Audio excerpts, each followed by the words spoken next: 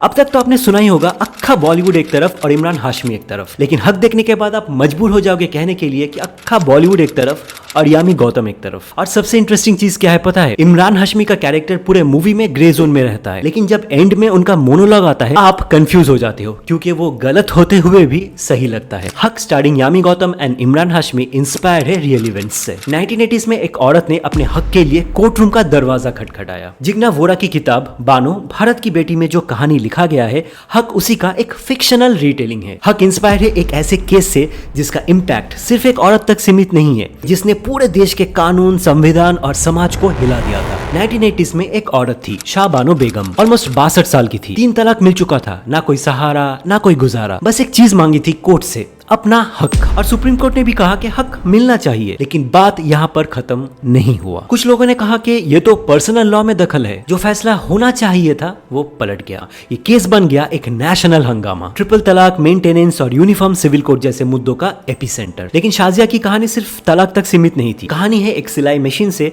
Supreme court तक के सफर का। और हक ये मूवी वही सच दिखाता है, लेकिन किसी डिबेट के थ्रू नहीं, एक औरत की आंखों से, बिना बायस के, बिना स्लोगन्स के। इस मूवी में शाजिया बानो एक मौलवी की बेटी है। उसकी शादी होता है अब्बास खान से, एक सक्सेसफुल लॉयर जिसका चार्म पहले तो प्यार लगता है, लेकिन धीरे धीरे उसके डिसीजंस में एक अलग तरह का कंट्रोल दिखने लगता है। जिंदगी पहले नॉर्मल चलती है, लेकिन एक दिन अब्बास घर लौटता है और साथ में होती है एक नई पत्नी। सब कुछ ह्यूमैनिटेरियन ग्राउंड पे जस्टिफाई किया जाता है, लेकिन शाजिया के लिए सिर्फ ये एक इमोशनल झटका नहीं, एक पर्सनल बिट्रेल भी था। स्टार्टिंग में वो कुछ नहीं कहती, सब कुछ सह लेती है अपने बच्चों के लिए, लेकिन जब उसे ट्रिपल तलाक दिया जाता है तो शाजिया कोर्ट रूम का दरवाजा खटखटाता है। उनके साथ होता है उनका अब्बू मौलवी बशीर, एक ऐसा पिता जो हर मोड़ पे उसके साथ खड़े रहता है। कैसे एक सिलाई मशीन चलाने वाली औरत एक दिन सुप्रीम कोर्ट में खुद को डिफेंड करती है, कैसे एक माँ अपने बच्चों के लिए लड़ती है, और कैसे एक औरत अपने इज्जत के लिए खुद आवाज बन जाती है। ये सब जानने के लिए आपको देखना पड़ेगा हक थिएटर्स में। इस मूवी का सबसे इंपैक्टफुल एस्पेक्ट है इसका राइटिंग। राइटर रेशुनाथ ने कहानी को सिंपल रखा है, डायलॉग्स बहुत इंपैक्टफुल है और दिल को लगता है। सुपन वर्मा का डायरेक्शन सटल है लेकिन इंपैक्टफुल, मतलब फिल्म कहीं भी प्रीची या ड्रामेटिक नहीं होता, चाहे कोर्ट रूम सीन्स हो या पर्सनल ब्रेकडाउन, सब कुछ एकदम ग्राउंडेड लगता है। और सबसे अच्छी बात यह है कि ये फिल्म किसी कम्युनिटी को टारगेट नहीं करता। यामी गौतम का परफॉर्मेंस इस फिल्म का धड़कन है और इमरान हाशमी मान लो इस मूवी का बैकबोन। देखो, यामी गौतम ने हमेशा अलग और बोल्ड प्रोजेक्ट्स चूज किया है, लेकिन हक में उन्होंने जो किया है वो उनके करियर का सबसे रॉ, सबसे पावरफुल परफॉर्मेंस लगता है। हाँ देखो, फिल्म का सेकंड हाफ थोड़ा स्लो चलता है, तो यहाँ पर थोड़ा सा ड्रैग्ड फील होता है। सपोर्टिंग कास्ट में दानिश हुसैन और शीबा चड्डा क्वाइटली पावरफुल है, और न्यूकमर वर्तिका सिंह भी सिंसियर और बिलीवेबल लगती है। अगर आप भी डिसाइड कर रहे हो कि देखना है या नहीं,